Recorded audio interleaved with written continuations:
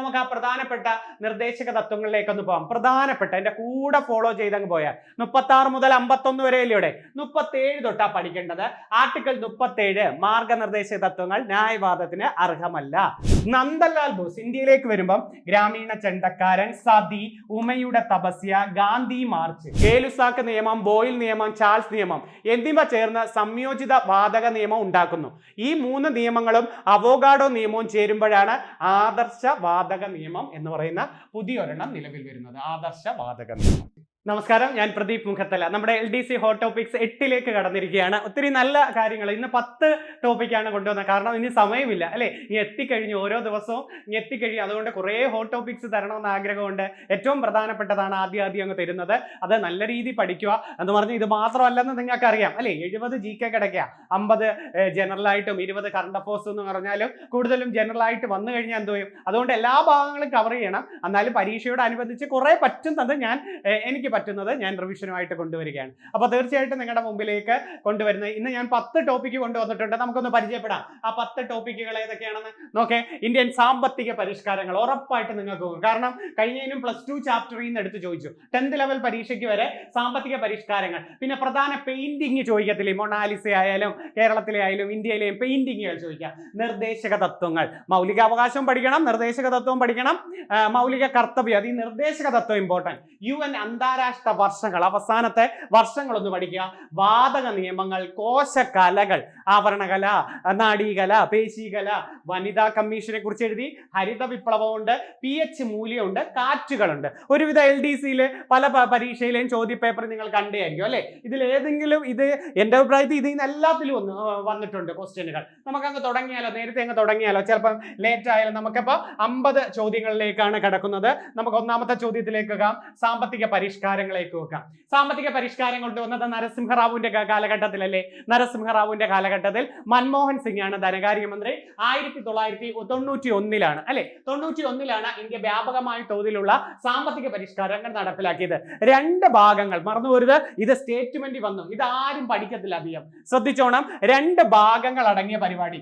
ഒന്നാമത്തെ പരിപാടിയുടെ പേര് സുസ്ഥിരവൽക്കരണ നടപടി. കണ്ടോ, സാമ്പത്തിക പരിഷ്കാരം 2 ഭാഗമാണ്. ഒന്നാമത്തെ പരിപാടി ഏതാ? സുസ്ഥിരവൽക്കരണ പരിപാടി. ഇതൊരു ഹ്രസ്വകാല നടപടിയാണ്. പണപ്പെരുപ്പം തടയുകയും, അപ്പൊ ഒന്നാമത്തെ പേര് പഠിച്ചേ, സുസ്ഥിരവൽക്കരണ നടപടി. പണപ്പെരുപ്പം തടയുകയും അടവ് ശിഷ്ട പ്രതിസന്ധി പരിഹരിക്കുകയുമാണ് ഈ നടപടിയുടെ ലക്ഷ്യം. പഠിച്ചേ, ഒന്നാമത്തെ പഠിച്ചേ. രണ്ടാമത്തെ കണ്ടോ, ഘടനാപരമായ നീക്കുപോക്കുകൾ, സമ്പദ് വ്യവസ്ഥയുടെ കാര്യക്ഷമത വർദ്ധിപ്പിക്കാനായിട്ടുള്ള ദീർഘകാല പരിപാടി. കണ്ടോ, മറ്റേത് ഹ്രസ്വകാല പരിപാടി, ഇത് ദീർഘകാല പരിപാടി. സർക്കാർ ഇതിനായി വിവിധ നയങ്ങൾ കൊണ്ടുവരുന്നു. അപ്പൊ 2 എണ്ണം പഠിക്കുക, സുസ്ഥിരവൽക്കരണവും ഘടനാപരമായ നീക്കുപോക്കും. ഇതായിരിക്കും പ്രസ്താവന. 1 ശരിയാണോ, 2 ശരിയാണോ, 1, 2 ഇങ്ങനെയാണ് കഴിഞ്ഞ 2 പരീക്ഷയ്ക്കും ചോദിച്ചത്.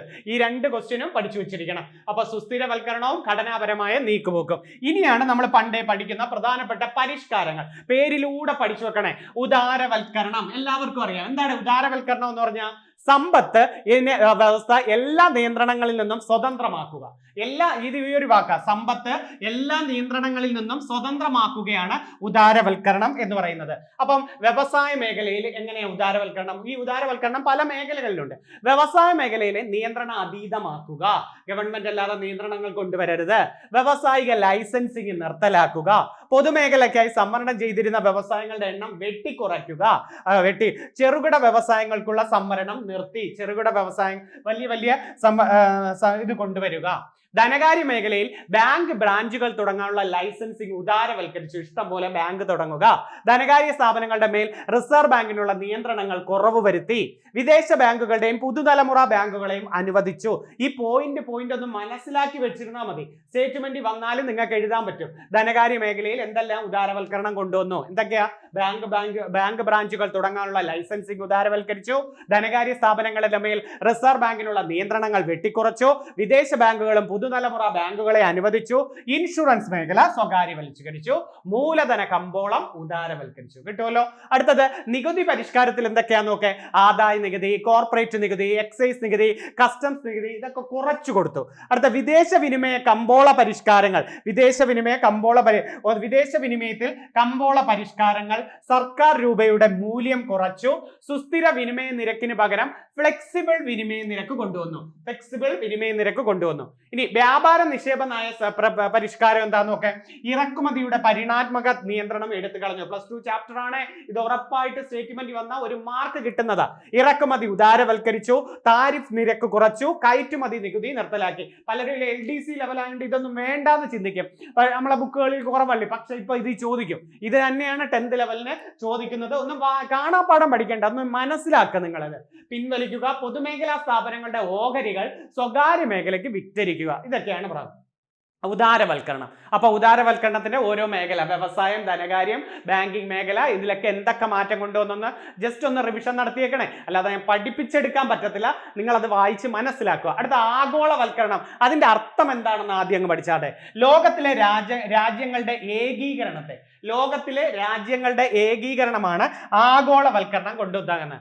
എന്താണ് ആഗോളവൽക്കരണം കൊണ്ട് അർത്ഥമാക്കുന്നതെന്ന് ചോദിച്ചാൽ, രാജ്യങ്ങൾ തമ്മിലുള്ള അടുത്ത ബന്ധം, സാധനങ്ങൾ, സേവനങ്ങൾ, മൂലധനം, വിജ്ഞാനം, ജനങ്ങൾ എന്നിവ ദേശീയ അതിർത്തിക്ക് അപ്പുറത്തേക്ക്, രാജ്യത്തിന് അപ്പുറത്തേക്ക് സ്വതന്ത്രമായി ഒഴുകിപ്പോവുക, അല്ലാതെ രാജ്യത്ത് മാത്രം നിൽക്കുക അല്ല. ട്രാൻസ്പോർട്ട്, കമ്മ്യൂണിക്കേഷൻ ചെലവുകൾ കുറയ്ക്കുന്നതിലൂടെ കമ്പോള വികസനം കൊണ്ടുവരിക. ഗതാഗതവും കമ്മ്യൂണിക്കേഷനും ചെലവുകളും കുറയ്ക്കുന്നതിലൂടെ കമ്പോള വികസിക്കും. ആഗോളവൽക്കരണത്തിന്റെ ഒരു പ്രധാനപ്പെട്ട അനന്തരഫലം പുറം വാങ്ങൽ. കണ്ടോ, ഇത് എടുത്തു ചോദിക്കും. പുറം വാങ്ങൽ എന്തുമായി ബന്ധപ്പെടുന്നു? ആഗോളവൽക്കരണവുമായി ബന്ധപ്പെടുന്നു. എന്താ പുറം വാങ്ങൽ എന്ന് പറഞ്ഞാൽ?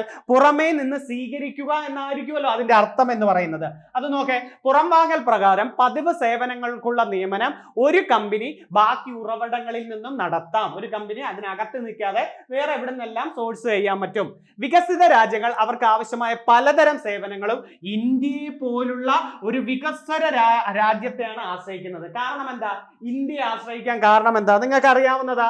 ഇന്ത്യ പുറം വാങ്ങലിനുള്ള ഒരു പ്രധാന ലക്ഷ്യമായി വളർന്നു വരുന്നതിന് കാരണം എന്ത്? ഈ ഒരു പോയിന്റ് ശ്രദ്ധിച്ചോണേ.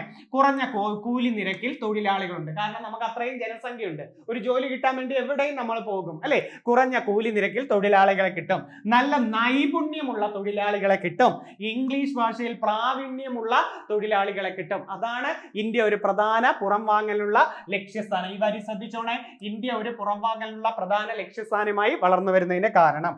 അടുത്ത നോക്കേ, 1961 ആരംഭിച്ച പുത്തൻ സാമ്പത്തിക നയത്തിലൂടെ എന്തൊക്കെ നേട്ടങ്ങൾ ഇന്ത്യക്ക് ഉണ്ടായിരുന്നു? നേട്ടം കിട്ടിയത് എന്തൊക്കെ? GDP വർദ്ധിച്ചു, വിദേശ നിക്ഷേപം വർദ്ധിച്ചു, വിദേശ നാണ്യശേഖരം വർദ്ധിച്ചു, കയറ്റുമതി വർദ്ധിച്ചു, ദാരിദ്ര്യ നിരക്ക് കുറച്ചു. ഇതൊക്കെ ഊഹിച്ചെഴുതിക്കൂടെ? കാണാപ്പാഠം പഠിക്കണോ? GDP കൂടാ, ഗ്രോസ് ഡൊമസ്റ്റിക് പ്രോഡക്റ്റ് കൂടാ, വിദേശ നിക്ഷേപം വെളിയിൽ നിന്ന് വരുന്നതുകൊണ്ട് നിക്ഷേപം വർദ്ധിക്കാം, വിദേശ നാണ്യശേഖരം വർദ്ധിച്ചു, കയറ്റുമതി വർദ്ധിച്ചു, ദാരിദ്ര്യ നിരക്ക് കുറഞ്ഞു. 91 ആരംഭിച്ച സാമ്പത്തിക നയത്തിന്റെ ദോഷഫലങ്ങൾ എന്തൊക്കെ? കാർഷിക സബ്സിഡികൾ കുറവ് വരുത്തി അല്ലെ. കൃഷിക്കാർക്ക് ഭയങ്കര അടിവ് പറ്റിപ്പോയി. സബ്സിഡികളൊക്കെ കുറവ് വരുത്തി. കാർഷിക ഉൽപാദന ചെലവിലുള്ള വർധനവ്, കാർഷിക ഉൽപ്പന്നങ്ങളുടെ വിലക്കുറവ്, സർക്കാർ നിക്ഷേപത്തിൽ കുറവ്. സർക്കാർ നിക്ഷേപങ്ങൾ കുറഞ്ഞു, കാർഷിക ഉൽപ്പന്നങ്ങൾക്ക് വില കുറഞ്ഞു. അതൊന്നും അധികം ആരും മേടിക്കാതെ ഉൽപാദന ചെലവ് കൂടി. കാർഷിക ഉൽപാദനത്തിനുള്ള സാധന സാമഗ്രി അതിന് ചെലവ് കൂടുതലായി, പക്ഷെ ഉൽപ്പന്നങ്ങൾക്കെല്ലാം വില കുറഞ്ഞു. ഇതൊക്കെ ദോഷഫലങ്ങളായിട്ട് മാറിയായിരുന്നു. ഭക്ഷ്യവിളകളെക്കാൾ നാണ്യവിളകൾ കൂടുതൽ കയറ്റുമതി ചെയ്തു. ഇത് ഭക്ഷ്യ പ്രതിസന്ധി, നാണ്യവിളകളാണ് അങ്ങോട്ട് കൂടുതൽ കയറ്റുമതി ചെയ്ത് വ്യവസായ മേഖലയെ പ്രതികൂലമായി ബാധിച്ചു. വില കുറഞ്ഞ് ഇറക്കുമതി ചെയ്തു. ഇഷ്ടംപോലെ വെളിയിൽ നിന്ന് രാജ്യങ്ങൾ അവർക്ക് തോന്നിയ വിലയ്ക്ക് ഇറക്കുമതി ചെയ്യാൻ തുടങ്ങി. അപ്പൊ ഇവിടെ ഉള്ളവരെ വിൽക്കാൻ പറ്റൂ, ഇവർ അതിൽ കുറഞ്ഞു വെക്കേണ്ടി വരുന്ന അവസ്ഥയായി. ആധുനിക സാങ്കേതിക വിദ്യ അഭാവം. ഇന്ത്യക്കാർക്ക് അത്രയും വലിയ സാങ്കേതിക വിദ്യ ഉണ്ടായിരുന്നോ? ഇല്ല. വിദേശ ഉൽപ്പന്നങ്ങൾ മത്സരിച്ച് ഇവിടെ വന്ന്, നമ്മൾ കേട്ടിട്ടില്ലേ ചൈനീസ് ഉൽപ്പന്നങ്ങൾ, വിദേശ ഉൽപ്പന്നങ്ങൾ ഇവിടെ വന്ന് മത്സരങ്ങളായി. ഓക്കെ. അടിസ്ഥാന സൗകര്യ മേഖലയിൽ നിക്ഷേപത്തിന്റെ കുറവ്. അടിസ്ഥാന സൗകര്യ മേഖലയൊന്നും നല്ലതായിട്ട് വികസിച്ചില്ല. ഇതൊക്കെയാണ് ദോഷഫലങ്ങൾ എന്ന് പറയുന്നത്. ഓക്കെ. അടുത്ത ഓക്കെ, പ്രശസ്ത പെയിന്റിങ്ങുകൾ പരീക്ഷയ്ക്ക് ആവർത്തിക്കുന്നതാണ് പ്രശസ്ത. അപ്പം ഒരു ജസ്റ്റ് ഒന്ന് ഏറ്റവും പ്രധാനപ്പെട്ട എഴുതിയെന്നേ ഉള്ളൂ. ഉദാരവൽക്കരണം, കമ്പോളവൽക്കരണം, ആ ഒരു ഭാഗങ്ങളൊക്കെ ഒന്ന് എഴുതിയെന്നേ ഉള്ളൂ. പ്രശസ്ത പെയിന്റിംഗ് എന്ന് നോക്കേ, ലിയനാർഡോ ഡാവിഞ്ചി. അപ്പൊ ആ കമ്പോളവൽക്കരണം ആ ഒരു ഭാഗങ്ങളൊക്കെ ഒന്ന് നോക്കി വെച്ചിരിക്കണേ. സാമ്പത്തിക വൽക്കരണവുമായി നമ്മൾ ഉദാരവൽക്കരണവും പുറംവാങ്ങൽ ഭാഗമേ എഴുതിയിട്ടുള്ളൂ, അതും കൂടെ ഒന്ന് എഴുതി വെച്ചേക്കണം. പ്രശസ്ത പെയിന്റിംഗ് നോക്കെ, ലിയനാർഡോ ഡാവിഞ്ചിയുടെ പെയിന്റിംഗ് മൊണാലിസ അല്ലെ. മൊണാലിസ ഏറ്റവും കൂടുതൽ ചോദിക്കുന്നതാ. അന്ത്യ അത്താഴം, ദ ലാസ്റ്റ് സപ്പർ അദ്ദേഹത്തിന്റെയാണ്. Madonna, the virgin of the rocks, ക്രിസ്തുവിന്റെ ജ്ഞാനസ്നാനം. അപ്പൊ ലിയനാർഡോ ഡാവിഞ്ചിയുടെ ഏതൊക്കെയാണ്? മൊണാലിസ മൊണാലിസ, അന്ത്യ അത്താഴം, Madonna, the virgin of the rocks, ക്രിസ്തുവിന്റെ ജ്ഞാനസ്നാനം. ആരുടെയാ? ലിയനാർഡോ ഡാവിഞ്ചിയുടെ. അടുത്തത് മൈക്കൽ ആഞ്ചലോയുടേത് അന്ത്യവിധി. അപ്പൊ അന്ത്യ അത്താഴം ഡാവിഞ്ചിയുടെ ആണെങ്കിൽ അന്ത്യവിധി ആരുടെ? Michael Angelo. ലാസ്റ്റ് ജഡ്ജ്മെന്റ് എന്നൊക്കെ ചോദിക്കാം കേട്ടോ. പിയാത്ത, ദാവീദ്, ബറക്കസ്, ദ സിസ്റ്റൈൽ ചാപ്പൽ സീലിംഗ്, ഇത് ചോദിച്ചിട്ടുണ്ട്. സിസ്റ്റൈൽ ചാപ്പൽ സീലിംഗ് ഇതൊക്കെ ആരുടെയാണ്? Michelangelo. അപ്പൊ അന്ത്യവിധി മൈക്കൽ ആഞ്ചലോ. പാബ്ലോ പിക്കാസോയുടെ 10ാം ക്ലാസ് നിങ്ങൾ പഠിച്ചിട്ടില്ലേ? Guernica, the old guitarist. ഗൂർണിക്കയും ദ ഓൾഡ് ഗിത്താറിസം പാബ്ലോ പിക്കാസോയുടെ ആയിരുന്നു അല്ലെ. The weeping woman, mother and child, the musicians, ഇതൊക്കെ നല്ല ക്വസ്റ്റ്യനാ. ഇനി വിൻസെന്റ് വാൻ ഗോഗ് ഏറ്റവും കൂടുതൽ ചോദിക്കുന്നത് സൂര്യകാന്തി പൂവാണ്. സൂര്യകാന്തി പൂക്കൾ, സൺഫ്ലവർ ആരുടെ ഇതാണ്? സൂര്യകാന്തി പൂവ് വിൻസെന്റ് വാൻ ഗോവിന്റെ. പൊട്ടാറ്റോ ഈറ്റേഴ്സ്, ഉരുളം കിഴങ്ങ് തീനികൾ. സ്റ്റാറി നൈറ്റ്, ഗോതമ്പ് പാടത്തെ കാക്കകൾ. സൂര്യകാന്തി പൂവ്, പൊട്ടാറ്റോ ഈറ്റേഴ്സ്, സ്റ്റാറി നൈറ്റ്, ഗോതമ്പ് പാടത്തെ കാക്കകൾ ആരുടെയാ? വിൻസെന്റ് വാൻ ഗോഗിന്റെ. റംബ്രാൻഡിന്റെ കണ്ടോ? Night watch, the mill. Night വാച്ചും ദ മില്ലും റംബ്രാൻഡിന്റെയാണ്. സാൽവദോർ ഡാലിയുടെ കണ്ടോ? ഉരുകി ഒലിക്കുന്ന ക്ലോക്കുകൾ. സാൽവദോർ ഡാലിയുടെ ഏതാണ്? ഉരുകി ഒലിക്കുന്ന ക്ലോക്കുകൾ. റംബ്രാൻഡ് കണ്ടോ? നിഴലുകളുടെ രാജാവ് എന്നാണ് റംബ്രാൻഡിനെ അറിയപ്പെടുന്നത്. അദ്ദേഹത്തിന്റെ കണ്ടോ? നൈറ്റ് വാച്ച് എപ്പോഴും ചോദിക്കുന്നത്. സാൽവദോർ ഡാലി, ഉരുകി ഒലിക്കുന്ന ക്ലോക്കുകൾ. നന്ദലാൽ ബോസ് ഇന്ത്യയിലേക്ക് വരുമ്പം ഗ്രാമീണ ചെണ്ടക്കാരൻ, സതി, ഉമയുടെ തപസ്യ, ഗാന്ധി മാർച്ച്. ഉമയുടെ തപസ്യ, സതി, ഗ്രാമീണ ചെണ്ടക്കാരൻ, ഇതൊക്കെ ആരുടെയാ? നമ്മുടെ നന്ദലാൽ ബോസ്. ഇന്ത്യൻ ചിത്രകലയുടെ പിതാവ് നന്ദലാൽ ബോസ് അല്ലേ? ആണ്.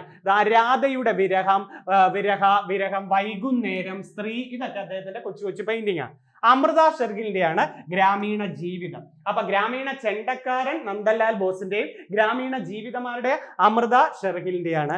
ദ സ്റ്റോറി ടെല്ലർ, ഏറ്റവും കൂടുതൽ പൈസക്ക് വിറ്റുപോയ ഇന്ത്യയിൽ നമ്മൾ പഠിക്കാറുണ്ട്. ദ സ്റ്റോറി ടെല്ലർ ആണെന്ന്. Group of girls, elephant bathing in green pools, കിട്ടുമല്ലോ. അപ്പൊ ഗ്രാമീണ ജീവിതം, ദ സ്റ്റോറി ടെല്ലർ ആരുടെയാ? നമ്മുടെ അമൃത ഷെർഗിലിന്റെയാ. എം എഫ് ഹുസൈൻ്റെ ഒക്കെ Gandhari, Gajagamini, mother Teresa, mother India. Mother തെരേസയെ പ്രതിപാദിക്കുന്ന mother Teresa, mother India, Shiva Nataraj, നഗ്നയായ ദ്രൗപദി, ഇതൊക്കെ എം എഫ് ഹുസൈൻ്റെയാണ്. ഗാന്ധാരിയൊക്കെ. അബനീന്ദ്രനാഥ ടാഗോറിന്റെയാണ് ഭാരതമാത എന്ന ജലഛായ ചിത്രം. പഠിച്ചിട്ടുണ്ട് 10ാം ക്ലാസ്സിൽ. ഭാരതമാത എന്ന പെയിന്റിംഗ് ആരുടെയാണ്?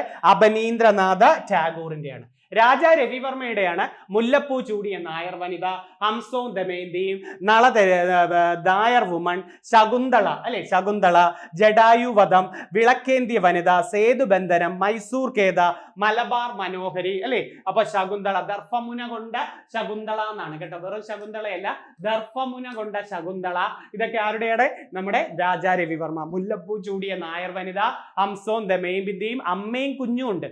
അമ്മയും കുഞ്ഞും, നായർ വുമൺ, ദർഭമുന കൊണ്ട ശകുന്തള, ജഡായുവധം, വിളക്കേന്തിയ വനിത, സേതുബന്ധനം, മൈസൂർ ഖേദ, മലബാർ മനോഹരി. അതങ്ങ് പഠിച്ചു വെച്ചിരിക്കണേ.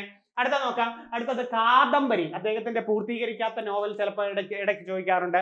കാദംബരി, സീതാ സ്വയംവരം, ശ്രീരാമ പട്ടാഭിഷേകം, ഇതൊക്കെ അദ്ദേഹത്തിന്റെയാണ്. ടി കെ പത്മിനി കണ്ടിട്ടില്ലേ? ഈ ചിത്രകലയുടെ നിശബ്ദ വസന്തം എന്നൊക്കെ അറിയപ്പെടുന്നതും കേരളത്തിന്റെ അമൃത ഷെർഗിൽ എന്നൊക്കെ അറിയപ്പെടുന്നത് ടി കെ പത്മിനിയാണ്. Growth, dream land, dawn, women, ഇതൊക്കെ ആരുടെയാണ്? നമ്മുടെ ടി കെ പത്മിനിയാണ്. C K Karunakaran, tribal batches, C K കരുണാകരന്റെ. ചിത്രകലയുടെ പിതാവ് ഡാവിഞ്ചി ആണെന്നറിയാം. ആധുനിക ചിത്രകലയുടെ പിതാവ് പിക്കാസോയാണ്. ചിത്രകലയുടെ പിതാവ് ഡാവിഞ്ചി, ഏതാ? അന്ത്യ അത്താഴം, മൊണാലിസയൊക്കെ എഴുതിയ. ആധുനിക ചിത്രകലയുടെ പിതാവ് പിക്കാസോ, ഗൂർണിക്ക എഴുതിയ ആള്. ഇന്ത്യൻ ചിത്രകലയുടെ പിതാവ് നന്ദലാൽ ബോസ്, ഗ്രാമീണ ചെണ്ടക്കാരൻ. കേരള ചിത്രകലയുടെ പിതാവ് രാജാ രവിവർമ്മ. ഇനി കേരളത്തിലെ ആധുനിക ചിത്രകലയുടെ പിതാവ് ചോദിച്ചാലോ? KCS പണിക്കരാണ് പറയേണ്ടത് കേട്ടോ. KCS പണിക്കർ. തമിഴ്നാട്ടിൽ ചോളമണ്ഡലം ആർട്ടിസ്റ്റ് വില്ലേജ്, ചെന്നൈയിലെ ചോളമണ്ഡലം ആർട്ടിസ്റ്റ് വില്ലേജ് ഒക്കെ സ്ഥാപിച്ചത് KCS പണിക്കരാണ്. അപ്പം കേരളത്തിലെ ആധുനിക ചിത്രകലയുടെ പിതാവാരാണ്? KCS പണിക്കരാണ്. ഓക്കെ, അതൊന്നും ഓർത്തു വെക്കുക. അടുത്തത് നിർദ്ദേശക തത്വങ്ങൾ. ബേസ് ക്വസ്റ്റ്യൻ ആണ്, ഒരുവിധം നിങ്ങൾക്ക് അറിയാം. എന്നാലും നമുക്ക് ആദ്യം ഒന്ന് നോക്കാം. നിർദ്ദേശക തത്വങ്ങൾ. നമുക്ക് മൗലികാവകാശങ്ങൾക്കും നിർദ്ദേശക തത്വങ്ങൾക്കും ഇടയിൽ തർക്കം വന്നാൽ മൗലികാവകാശം നിലനിൽക്കുമെന്ന് സുപ്രീം കോടതി വിധിച്ച കേസ് ചെമ്പകദുരൈ രാജൻ കേസ് കേട്ടോ. ഇവ തമ്മിൽ, മൗലികാവകാശവും നിർദ്ദേശക തത്വവും തമ്മിൽ ഇടയിൽ തർക്കം വന്നാൽ ഏതേ വിജയിക്കോ? മൗലികാവകാശമാണ് നിലനിൽക്കും എന്ന് പറഞ്ഞത് ഏതാ? ചെമ്പകദുരൈ രാജൻ കേസാണ്. നിർദ്ദേശക തത്വങ്ങൾ നടപ്പിലാക്കാൻ വേണ്ടി മൗലികാവകാശങ്ങൾ ഭേദഗതി ചെയ്യാനാവില്ല. കണ്ടോ ഈ പോയിന്റ് കണ്ടോ? ഇത് ഏത് കേസാണെങ്കിൽ ഗോലഖനാഥ് കേസ് 67-ലാണ്. നിർദ്ദേശക തത്വങ്ങൾ നടപ്പിലാക്കാൻ വേണ്ടി മൗലികാവകാശങ്ങൾ ഭേദഗതി ചെയ്യാൻ പാടില്ല എന്ന് പറഞ്ഞത്, ഭേദഗതി ചെയ്യാനാവില്ല. മൗലികാവകാശങ്ങളും നിർദ്ദേശക തത്വങ്ങളെയും ഭരണഘടനയുടെ മനസാക്ഷി എന്ന് വിളിച്ചത് നമ്മുടെ Granville Austin. Very very important. മൗലികാവകാശങ്ങളെയും നിർദ്ദേശക തത്വങ്ങളെയും ഭരണഘടനയുടെ മനസാക്ഷി എന്ന് വിളിച്ചത് ആരാടെ? ഗ്രാൻവില്ലെ ഓസ്റ്റിൻ. ഓർത്തു വെച്ചിരിക്കണേ. നിർദ്ദേശക തത്വങ്ങൾ പൂർണ്ണമായും നമ്മുടെ നാട്ടിൽ നടപ്പിലാക്കാൻ സാധിച്ചാൽ നമ്മുടെ രാജ്യം ഭൂമിയിലെ ഒരു സ്വർഗമായി മാറും എന്ന് പറഞ്ഞത് MC ചക്ല. MC ചക്ല. ഈ പോയിന്റ് ഒക്കെ ശ്രദ്ധിച്ചോണേ. നിർദ്ദേശക തത്വങ്ങൾ പൂർണ്ണമായും നമ്മുടെ നാട്ടിൽ നടപ്പിലാക്കാൻ സാധിച്ചാൽ നമ്മുടെ രാജ്യം ഭൂമിയിലെ ഒരു സ്വർഗമായി മാറും എന്ന് പറഞ്ഞതാരാ? MC ചക്ല. ഏതാ മാർഗനിർദ്ദേശക തത്വങ്ങളുടെ ഭാഗം? ഭാഗം 4 അല്ലെ? മൗലികാവകാശം 3, നിർദ്ദേശക തത്വങ്ങൾ 4, മൗലിക കർത്തവ്യങ്ങൾ 4A. അപ്പൊ 4A ആർട്ടിക്കിൾ എവിടെ മുതൽ എവിടം വരെ? ആർട്ടിക്കിൾ 36 മുതൽ 51 വരെ. ഏത് രാജ്യത്ത് നിന്ന് കടമെടുത്തു? അയർലൻഡിൽ നിന്നാണ്. അപ്പം ഭാഗം 4 ആർട്ടിക്കിൾ 36 മുതൽ 51 വരെ ഏത് രാജ്യത്ത് നിന്ന് കടമെടുത്തു? അയർലൻഡിൽ നിന്ന് കടമെടുത്തു. ഗാന്ധിയൻ, സോഷ്യലിസ്റ്റ്, ലിബറൽ എന്നീ മൂന്നിങ്ങനെ തിരിച്ചിട്ടില്ലേ? 3ആയിട്ട് തിരിച്ചതും ഇതാണ്. ഗാന്ധിജിയുടെ ക്ഷേമരാഷ്ട്ര നിർദ്ദേശക തത്വത്തിലല്ലേ ഇന്ത്യയുടെ ക്ഷേമരാഷ്ട്രമാക്കുക എന്നതല്ലേ ഇത്? പരിസ്ഥിതി സംരക്ഷണം ഏറ്റവും പ്രധാനം, കൂടുതലും ചോദിച്ചു കാണുന്നത്. Article 48A. ഞാൻ ഒരുവിധം എല്ലാം എഴുതിയിട്ടുണ്ട്. ഞാൻ ഇച്ചിരി എടുത്തു പറയുന്നത് പരിസ്ഥിതി സംരക്ഷണം ഏത് നിർദ്ദേശക തത്വത്തിലാണ്? Article 48A. പിന്നെ കൂടുതലും കണ്ടിട്ടുള്ള തൊഴിലാളികളുടെ ജീവിത നിലവാരം 43. നമുക്ക് ആ പ്രധാനപ്പെട്ട നിർദ്ദേശക തത്വങ്ങളിലേക്കൊന്ന് പോകാം. പ്രധാനപ്പെട്ട എന്റെ കൂടെ ഫോളോ ചെയ്തങ്ങ് പോയാൽ 36 മുതൽ 51 വരെ അല്ലേ? 37 തൊട്ടാ പഠിക്കേണ്ടത്. ആർട്ടിക്കിൾ 37 മാർഗനിർദ്ദേശക തത്വങ്ങൾ ന്യായവാദത്തിന് അർഹമല്ല. അപ്പൊ മാർഗനിർദ്ദേശക തത്വങ്ങൾ ന്യായവാദത്തിന് അർഹമല്ല എന്ന് പറയുന്നത് ആർട്ടിക്കിൾ 37. എന്താണ് 38? ജനങ്ങളുടെ ക്ഷേമം ഉറപ്പുവരുത്തുന്നതിന് ഒരു സാമൂഹ്യ പ്രക്രമം രൂപപ്പെടുത്തുക. അപ്പൊ ആർട്ടിക്കിൾ 38 ജനങ്ങളുടെ ക്ഷേമം ഉറപ്പുവരുത്തുക. എന്താണ് 39A എന്ന് പറഞ്ഞാൽ? തുല്യനീതിയും പാവപ്പെട്ടവന് സൗജന്യ നിയമസഹായവും. 39D എന്ന് പറഞ്ഞാൽ എന്താ? സ്ത്രീക്കും പുരുഷനും തുല്യ ജോലിക്ക് തുല്യ വേതനം. അപ്പൊ 37 പഠിച്ചു. എന്താ 37? ന്യായവാദത്തിന് അർഹമല്ല എന്ന് പഠിച്ചു. 38 എന്താ പഠിച്ചത്? ജനങ്ങളുടെ ക്ഷേമം ഉറപ്പുവരുത്തുന്നതിന് ഒരു സാമൂഹ്യ ക്രമം ഉറപ്പുവരുത്തുക. 39A എന്താണ്? തുല്യനീതിയും പാവപ്പെട്ടവന് സൗജന്യ നിയമസഹായവും. 39D എന്താണ്? സ്ത്രീക്കും പുരുഷനും തുല്യ ജോലിക്ക് തുല്യ വേതനമാണ് 39D എന്ന് പറയുന്നത്. അടുത്തത് 40 എന്താണ്? ഗ്രാമപഞ്ചായത്ത്. 40. 41 ജോലി ചെയ്യുന്നതിനുള്ള അവകാശം. ആർട്ടിക്കിൾ 41 ഏതാണ്? ജോലി ചെയ്യുന്നതിനുള്ള അവകാശം. 42 നീതിപൂർവവും മാനുഷികവുമായ തൊഴിൽ സാഹചര്യവും പ്രസവ ആനുകൂല്യവും ഉറപ്പുവരുത്തുക. നീതിപൂർവവും മാനുഷികവുമായ തൊഴിൽ സാഹചര്യവും പ്രസവ ആനുകൂല്യവും ഉറപ്പുവരുത്തുക. ആർട്ടിക്കിൾ 42 ആർട്ടിക്കിൾ 43 എന്താണ്? തൊഴിലാളികളുടെ ജീവിത നിലവാരത്തെ കുറിച്ച്. ആർട്ടിക്കിൾ 43A എടുത്തു പഠിക്കണം. LDC പോകുന്നവരുടെ പ്രത്യേക ശ്രദ്ധയ്ക്ക് 43A വ്യവസായശാലകളുടെ നടത്തിപ്പിന് തൊഴിലാളികളുടെ പങ്കാളിത്തം ഉറപ്പുവരുത്തുക. 43A. ബിയും പഠിക്കണം. ബി ഏതാണ്? 43B സഹകരണ സംഘങ്ങളുടെ ഉന്നമനം. 43B. അപ്പൊ 43Aയും Bയും നോക്കെ. എന്താണ് ആർട്ടിക്കിൾ 43? തൊഴിലാളികളുടെ ജീവിത നിലവാരത്തെ കുറിച്ച്, വരുമാനത്തെ കുറിച്ച്.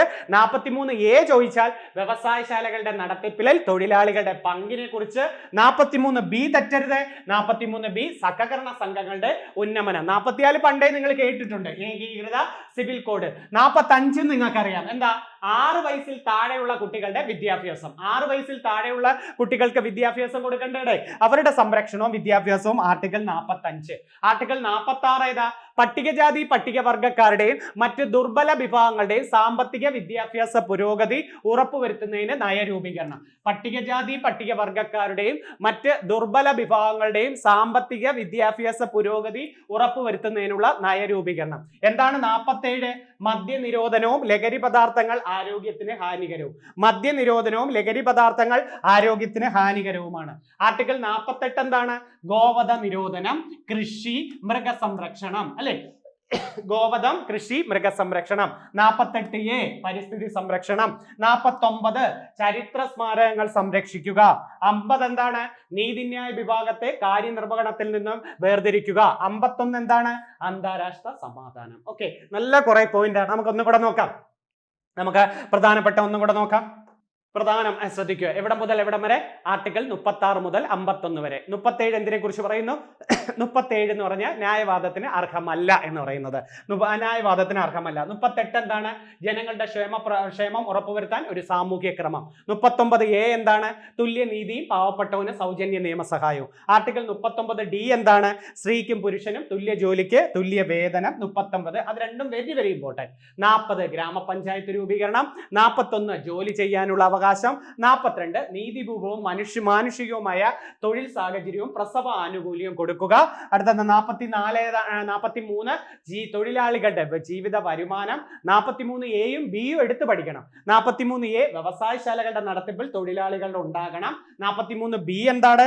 സഹകരണ സംഘങ്ങളുടെ ഉന്നമനം. 44 ഏകീകൃത സിവിൽ കോഡ്. 45 എന്ന് പറഞ്ഞാൽ 6 വയസ്സിൽ താഴെയുള്ള കുട്ടികളുടെ വിദ്യാഭ്യാസവുമായി ബന്ധം. 46 എന്താണ്? പട്ടികജാതി പട്ടികവർഗ മറ്റ് ദുർബല വിഭാഗങ്ങളുടെ സാമ്പത്തിക വിദ്യാഭ്യാസ പുരോഗതി. 47 മദ്യനിരോധനം, ലഹരി പദാർത്ഥങ്ങൾ ആരോഗ്യത്തിന് ഹാനികരം. 48 ഗോവധ നിരോധനം, അല്ലെ? കൃഷി മൃഗസംരക്ഷണം ഒക്കെ അതി വരാം. ആർട്ടിക്കിൾ 48A പരിസ്ഥിതി സംരക്ഷണം. 49 എന്താ?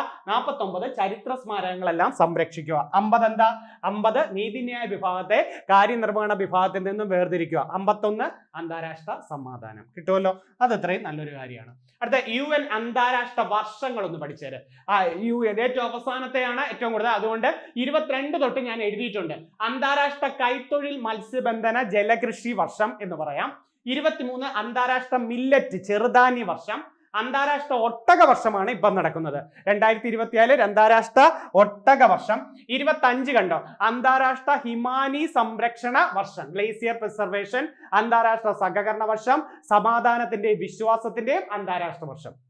അപ്പം ഹിമാനി സംരക്ഷണ വർഷം, അന്താരാഷ്ട്ര സഹകരണ വർഷം, സമാധാനത്തിന്റെ വിശ്വാസത്തിന്റെ വർഷം. 26 വനിതാ കർഷകരുടെ അന്താരാഷ്ട്ര വർഷം എന്നും സുസ്ഥിര വികസനത്തിനായിട്ടുള്ള സന്നദ്ധ പ്രവർത്തകരുടെ വർഷം. 27 സുസ്ഥിരവും സുസ്ഥിരമായ ടൂറിസത്തിന്റെ അന്താരാഷ്ട്ര വർഷം. സുസ്ഥിരവുമായ ടൂറിസത്തിന്റെ അന്താരാഷ്ട്ര വർഷം. അപ്പൊ ഒന്നും കൂടെ നോക്കണേ. 22 അന്താരാഷ്ട്ര കൈത്തൊഴിൽ മത്സ്യബന്ധന ജലകൃഷി വർഷം. 23 അന്താരാഷ്ട്ര മില്ലറ്റ് വർഷം. 24 അന്താരാഷ്ട്ര ഒട്ടക വർഷം.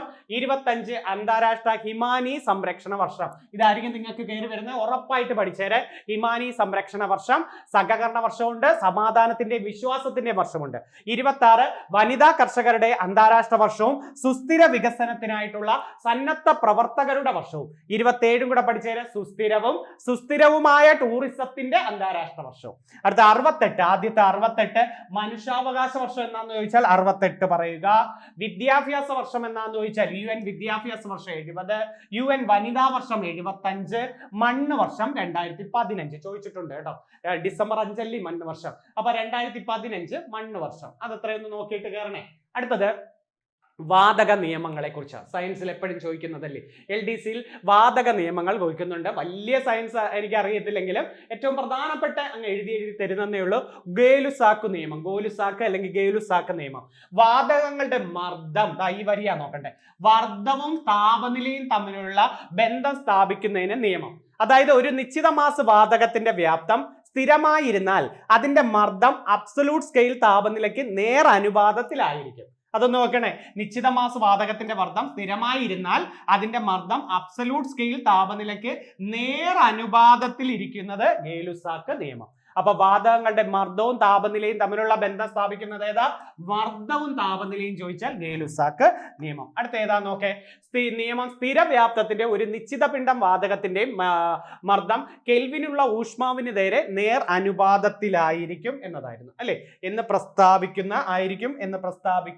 നിയമം സ്ഥിരവ്യാപ്തത്തിന്റെ ഒരു നിശ്ചിത പിണ്ഡം വാതകത്തിന്റെ മർദ്ദം കെൽവിനുള്ള ഊഷ്മാവിന് നേരെ അനുപാതത്തിലായിരിക്കും. ഈ നിയമം കണ്ടുപിടിച്ചത് ജോസഫ് ലൂയിസ് ഗേ ലുസാക്ക് ആണ്. അതുകൊണ്ടാണ് ആ ഒരു പേര് തന്നെ അതിലേക്ക് വന്നത്. അവോഗാഡ്രോ നിയമം എന്ന് പറഞ്ഞാൽ എന്താണ്?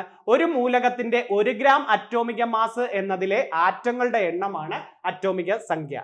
താപനില, മർദ്ദം ഇവ സ്ഥിരമായിരിക്കുമ്പോൾ വാതകങ്ങളുടെ വ്യാപ്തം തന്മാത്രകളുടെ എണ്ണത്തിന് നേരനുപാതത്തിലായിരിക്കും. താപനില, മർദ്ദം ഇവ സ്ഥിരമായിരിക്കുമ്പോൾ വാതകങ്ങളുടെ വ്യാപ്തം തന്മാത്രകളുടെ എണ്ണത്തിന് നേർ അനുപാതത്തിലായിരിക്കും. അവോഗാഡോ സംഖ്യ തെറ്റിപ്പോരുതേ. 6.022 × 10⁻23. ബോയിൽ നിയമം നോക്കേ. താപനില സ്ഥിരമായിരിക്കുമ്പോൾ ഒരു നിശ്ചിത മാസ് വാതകത്തിന്റെ വ്യാപ്തവും മർദ്ദവും വിപരീത അനുപാതത്തിലായിരിക്കും. വ്യാപ്തവും മർദ്ദവും വിപരീത അനുപാതത്തിലായാൽ അത് ബോയിൽ നിയമം. ഒരു അക്വേറിയത്തിന്റെ ചുവട്ടിൽ നിന്നും ഉയർന്നു വരുന്ന വായു കുമിളകൾ വലിപ്പം മുകളിലേക്ക് എത്തും തോറും എന്ത് ചെയ്യുന്നു? കൂടി വരുന്നു അല്ലെ? താഴെ നിന്ന് വരുമ്പോൾ അത് ബോയിൽ നിയമമാണ്. ചാൾസ് നിയമം നോക്കെ, മർദ്ദം സ്ഥിരമായിരിക്കുമ്പോൾ ഒരു നിശ്ചിത മാസ് വാതകത്തിന്റെ വ്യാപ്തം കെൽവിൻ സ്കെയിലിന്റെ താപനിലയ്ക്ക് നേർ അനുപാതത്തിലായിരിക്കും. മർദ്ദം സ്ഥിരമായിരിക്കുമ്പോൾ ഒരു നിശ്ചിത മാസ് വാതകത്തിന്റെ വ്യാപ്തം കെൽവിൻ സ്കെയിലിനേക്കാൾ താപനിലയ്ക്ക് നേർ അനുപാതത്തിലാകുമ്പോൾ ഏതായിരിക്കും അവിടെ? അത് ചാൾസ് നിയമമായിരിക്കും. വായു നിറച്ച ഒരു ബലൂണ് വെയിലത്ത് വെച്ച് പൊട്ടുന്നത് ഏത് നിയമം എന്ന് ചോദിച്ചിട്ടുണ്ട്. ഓക്കെ, ചാൾസ് നിയമം. അടുത്ത പാസ്കൽ നിയമം നോക്കെ, ഒരു സമൃദ്ധ വ്യൂഹത്തിൽ ഒരു പാകം എന്നൊക്കെ ചിന്തിച്ചാൽ മതി, അടങ്ങിയിരിക്കുന്ന ദ്രാവകത്തിന്റെ ഏതെങ്കിലും ഒരു ഭാഗത്തേക്ക്, നിങ്ങൾ ഫ്ലഷ് ടാങ്ക് എന്ന് ചിന്തിച്ചാലും മതി, ഏതെങ്കിലും ഒരു ഭാഗത്തേക്ക് പ്രയോഗിക്കുന്ന മർദ്ദം ദ്രാവകത്തിന്റെ എല്ലാ ഭാഗത്തും ഒരുപോലെ അനുഭവപ്പെടുന്നു എങ്കിൽ അത് പ്രസ്താവിക്കുന്ന നിയമം പാസ്കൽ നിയമം. ഏതായിരുന്നു? പാസ്കൽ നിയമം എന്നതായിരുന്നു പാസ്കൽ നിയമം. അപ്പൊ hydraulic brake, hydraulic jack, hydraulic press, മണ്ണുമാന്തി യന്ത്രം, ഡെന്റിസ്റ്റിന്റെ ചെയർ, ഫ്ലഷ് ടാങ്കിന്റെ പ്രവർത്തന തത്വം, ഇതൊക്കെ ഏതിന് ഉദാഹരണം? പാസ്കൽ നിയമത്തിന് ഉദാഹരണങ്ങളാണ്. Very very important. നല്ലൊരു ചോദ്യമായിട്ട് എല്ലാവരും പഠിച്ചിട്ടുണ്ട്. പഠിക്കാത്ത ആരെങ്കിലും ഉണ്ടെങ്കിൽ പഠിച്ചിട്ടേ പോവും. ഫ്ലഷ് ടാങ്കിന്റെ പ്രവർത്തന തത്വവും ഡെന്റിസ്റ്റിന്റെ ചെയറും ഒക്കെ ഏതാണ്? പാസ്കൽ നിയമം. ഗേ-ലുസാക്ക് നിയമം, ബോയിൽ നിയമം, ചാൾസ് നിയമം എന്നിവ ചേർന്ന് സംയോജിത വാതക നിയമം ഉണ്ടാക്കുന്നു. ഈ 3 നിയമങ്ങളും അവോഗാഡോ നിയമവും ചേരുമ്പോഴാണ് ആദർശ വാതക നിയമം എന്ന് പറയുന്ന പുതിയൊരെണ്ണം നിലവിൽ വരുന്നത്. ആദർശ വാതക നിയമം. അടുത്തത് കോശകലകളെ കുറിച്ച് പഠിക്കാം. നല്ലൊരു ക്വസ്റ്റ്യന് ഉറപ്പായിട്ട് പ്രതീക്ഷിക്കാം. ഇപ്പൊ UP പരീക്ഷയ്ക്കും ഇതിൽ നിന്നൊരു ചോദ്യം ഉണ്ടായി. പ്രധാനമായിട്ടും ജന്തുകലയാണ് ഞാനിവിടെ പറയുന്നത്. ആവരണകല, നാഡീകല, പേശീകല, യോജകകല അല്ലെ? 4 കലകളാണല്ലോ ജന്തുകല. ആവരണകല, നാഡീകല, പേശീകല, യോജകകല. ഒന്നാമത്തെ ആ പേരിൽ തന്നെ ഉണ്ടേ. ആവരണകല എന്ന് പറയുമ്പോൾ എന്താ ഉള്ളത്? ശരീരത്തെ പൊതിഞ്ഞു സൂക്ഷിക്കുന്നു, അന്നപഥത്തിന്റെ ഉൾഭിത്തിയെ ആവരണം ചെയ്യുന്നു അല്ലെ? ആവരണം, ശരീരത്തിന് സംരക്ഷണം, സ്രവങ്ങളുടെ ഉൽപാദനം തുടങ്ങിയവയാണ് ധർമ്മങ്ങൾ എന്ന് പറയുന്നത്. അപ്പൊ ശരീരത്തെ പൊതിഞ്ഞു സൂക്ഷിക്കുന്ന കല ആവരണകല, അന്നപഥത്തിന്റെ ഉൾഭിത്തി ആവരണം ചെയ്യുന്നതും ആവരണകല. നാഡീകല ചോദിക്കേ, ശരീരത്തിന് അകത്തും പുറത്തും ഉണ്ടാകുന്ന മാറ്റങ്ങൾ തിരിച്ചറിഞ്ഞ് പ്രതികരിക്കുകയും ശരീരത്തിന്റെ പ്രവർത്തനങ്ങൾ നിയന്ത്രിക്കുകയും ഏകോപിപ്പിക്കുകയും ചെയ്യുന്നു. ശരീരത്തിന് അകത്തും പുറത്തും ഉണ്ടാകുന്ന മാറ്റങ്ങൾ തിരിച്ചറിഞ്ഞ് പ്രതികരിക്കുകയും ശരീരത്തിന്റെ പ്രവർത്തനങ്ങൾ നിയന്ത്രിക്കുകയും ഏകോപിപ്പിക്കുകയും ചെയ്യുന്നത് നാഡീകലയാണ്. അടുത്തത് പേശീകല. ശരീര ചലനം സാധ്യമാക്കുന്നതാണ് പേശീകല. കൂടാതെ ശരീരം സങ്കോചിപ്പിക്കാനും പൂർവസ്ഥിതി പ്രാപിക്കാനും കഴിവുള്ള കോശങ്ങൾ അടങ്ങിയിരിക്കുന്നു. അപ്പൊ ശരീര ചലനം സാധ്യമാക്കുന്നതാണ് പേശീകല. കൂടാതെ ചലനം സാധ്യമാകുക, സങ്കോചിക്കുക, പൂർവസ്ഥിതി പ്രാപിക്കുക പേശീകലയാണ്. അടുത്ത വെരി വെരി ഇമ്പോർട്ടന്റ്, യോജകകല. ശരീരത്തിൽ ഏറ്റവും കൂടുതൽ കാണപ്പെടുന്ന കല ഇത് യോജകകല. മറ്റു കലകളെ പരസ്പരം ബന്ധിപ്പിക്കാൻ താങ്ങായി നിർത്തുന്ന കല ഏത്? യോജകകല. അസ്ഥി, തരുണാസ്ഥി, നാരുകല, രക്തം, ടെൻഡനുകൾ, സ്നായുക്കൾ തുടങ്ങിയവ ചേരുന്നതാണ് യോജകകല. അസ്ഥി, തരുണാസ്ഥി, നാരുകല, രക്തം ഒക്കെ ചേരുമ്പോഴാണ് എന്താവുന്നത്? യോജകകല. അപ്പൊ ശരീരത്തിൽ ഏറ്റവും കൂടുതലുള്ള കല ഏതാ? യോജകകലയാണ് ഏറ്റവും കൂടുതലുള്ള കല. അസ്ഥികളെ പരസ്പരം ബന്ധിപ്പിക്കുന്ന യോജകകല സ്നായുക്കൾ. കണ്ടോ, അസ്ഥികളെ പരസ്പരം ബന്ധിപ്പിച്ച് പോകുന്നത് സ്നായുക്കൾ. ഇനിയൊക്കെ അസ്ഥിയും പേശിയും തമ്മിൽ ബന്ധിപ്പിക്കുന്ന യോജകകല ടെൻഡനുകൾ. അസ്ഥിയും പേശിയും തമ്മിൽ ബന്ധിപ്പിക്കുന്നത് ടെൻഡനുകൾ. ഇതര കലകളെ തമ്മിൽ ബന്ധിപ്പിക്കുന്ന യോജകകലയാണ്. ഇതര കലകളെ തമ്മിൽ ബന്ധിപ്പിക്കുന്ന മറ്റു യോജകകല നാരുകലയാണ്. കേട്ടോ, ഏതാണ്? നാരുകല. കൂടാതെ കണ്ണുകളെയും വൃക്കകളെയും തൽസ്ഥാനത്ത് ഉറപ്പിച്ചു വരുത്തുന്ന യോജകകലയും നാരുകല. അപ്പൊ ഇതര കലകളെ തമ്മിൽ ബന്ധിപ്പിക്കുന്നത് നാരുകല, കണ്ണുകളെയും വൃക്കകളെയൊക്കെ തൽസ്ഥാനത്ത് നിർത്തുന്നതും നാരുകലയാണ്. പദാർത്ഥ സംവഹനം, രോഗപ്രതിരോധം മുതലായ ധർമ്മങ്ങൾ നിർവഹിക്കുന്ന കല രക്തമാണ്. അപ്പൊ യോജക കലയിലെ ഒരാളല്ലേ രക്തം. രക്തത്തിന്റെ ധർമ്മം എന്താ? പദാർത്ഥ സംവഹനം, രോഗപ്രതിരോധം മുതലായ ധർമ്മങ്ങൾ നിർവഹിക്കുന്നത് രക്തമാണ്. ശരീരത്തിന്റെ ചലനത്തിന് സഹായിക്കുകയും ശരീരത്തിന് താങ്ങും സംരക്ഷണവും ആകൃതിയും നൽകുന്നത് അസ്ഥിയും തരുണാസ്ഥിയുമാണ്. ശരീരത്തിന് താങ്ങും സംരക്ഷണവും നൽകുന്നത് ആരാണ്? അസ്ഥിയും തരുണാസ്ഥിയുമാണ്. അത് എത്രയാണ്? അപ്പൊ ഏതൊക്കെയായിരുന്നു നമ്മൾ പഠിച്ചത് യോജക കല പഠിച്ചു. ഏറ്റവും കൂടുതലുള്ള കല യോജക കലയാണ്. അസ്ഥികളെ പരസ്പരം ബന്ധിപ്പിക്കുന്നത് സ്നായുക്കൾ, അസ്ഥിയും പേശിയും തമ്മിൽ ബന്ധിപ്പിക്കുന്നത് ടെൻഡനുകൾ, കണ്ണിനെയും വൃക്കയും തൽസ്ഥാനത്ത് നിർത്തുന്നത് നാരുകല, രോഗപ്രതിരോധം, പദാർത്ഥ സംവഹനം എന്നിവയ്ക്ക് ഏതാണെന്ന് ചോദിച്ചാൽ നിങ്ങൾ പറയേണ്ടത് ഏതാണ്? അത് ഏതെന്ന് ചോദിച്ചാൽ രക്തമാണ് നോക്കണ്ടേ. അപ്പൊ ഓർത്തു വെച്ചിരിക്കണേ. അപ്പം നാഡീകല, പേശീകല, ആവരണകല, യോജകകല. അടുത്തത് ഓക്കെ, വനിതാ കമ്മീഷൻ. എളുപ്പമാണ്, എന്നാലും ഒരു ഓർഡറിൽ എഴുതിയിട്ടുണ്ട് എല്ലാം. വനിതാ കമ്മീഷൻ ആദ്യം നിയമം വന്ന വർഷം നോക്കെ. നിയമം വന്നത് 90-ലാണ്, 1990 ഓഗസ്റ്റ് 30. പക്ഷെ നിലവിൽ വന്നത് 92 ജനുവരി 31. അപ്പം വനിതാ കമ്മീഷൻ നിലവിൽ വന്നത് 90 ഓഗസ്റ്റ് 30. നിയമം നിലവിൽ വന്നത് എന്നാണ് 92 ഓഗസ്റ്റ് 31. ചെയർപേഴ്സൺ ഉൾപ്പെടെ ആറ് പേരാണ്. 5 അംഗ ചെയർപേഴ്സൺ ഉൾപ്പെടെ അംഗങ്ങൾ എത്ര പേരാണ്? 6 പേരാണ് വേണ്ടത്. അതിൽ 5 അംഗങ്ങൾ, ഓരോ അംഗങ്ങൾ വീതമെങ്കിലും പട്ടികജാതി പട്ടികവർഗത്തിൽ വിഭാഗത്തിൽ നിന്നുണ്ടാവണം. 5 അംഗങ്ങളിൽ ഓരോ അംഗങ്ങൾ പട്ടികജാതി പട്ടികവർഗ വിഭാഗത്തിൽ നിന്നുണ്ടാകണം. കാലാവധി 3 വർഷം അല്ലെങ്കിൽ 65 വയസ്സ്. വാർഷിക റിപ്പോർട്ട് വനിതാ കമ്മീഷൻ കൊടുക്കേണ്ടത് കേന്ദ്ര സർക്കാരിനാണ്. ആദ്യത്തെ അധ്യക്ഷ ജയന്തി പട്നായിക്കും രണ്ടാമത്തെ അധ്യക്ഷ മോഹിനിഗിരിയും 2 തവണ അധ്യക്ഷയായത് ഗിരിജ വ്യാസും. ആദ്യ പുരുഷൻ അലോക് റാവത്താണ്. ആദ്യ പുരുഷൻ ആരാണ്? അലോക് റാവത്ത്. ഇപ്പൊ ആരാ? നിലവിലെ ചെയർപേഴ്സൺ രേഖാ ശർമ്മയാണ്. നിലവിലാരാ? അപ്പൊ ആദ്യത്തെ ചെയർപേഴ്സൺ ആരാ? വനിതാ കമ്മീഷന്റെ ആദ്യ ചെയർപേഴ്സൺ ജയന്തി പട്നായിക്ക്, രണ്ടാമത്തത് മോഹിനിഗിരി, 2 പ്രാവശ്യം ആദ്യമായിട്ടായത് ഗിരിജ വ്യാസ്, ആദ്യത്തെ പുരുഷാംഗം അലോക് റാവത്ത്, നിലവിലെ ചെയർപേഴ്സൺ ആരാ? രേഖാ ശർമ്മ. കിട്ടുമല്ലോ. എന്നാ വന്നത് 90-ൽ നിയമം വരുന്നു, 92-ല് ജനുവരി 31 നിലവിൽ വരുന്നു. മൊത്തം 6 അംഗങ്ങളാണ് ഉള്ളത്. മൊത്തം 6 അംഗങ്ങൾ. ഇനി സംസ്ഥാന വനിതാ കമ്മീഷൻ നോക്കെ 95 ഡിസംബർ 1-നാണ് വരുന്നത്. 95 ഡിസംബർ 1-ന് വരുന്നു. നിലവിൽ വരുന്നത് 96 മാർച്ച് 14. ഓർത്തു വെച്ചിരിക്കണേ.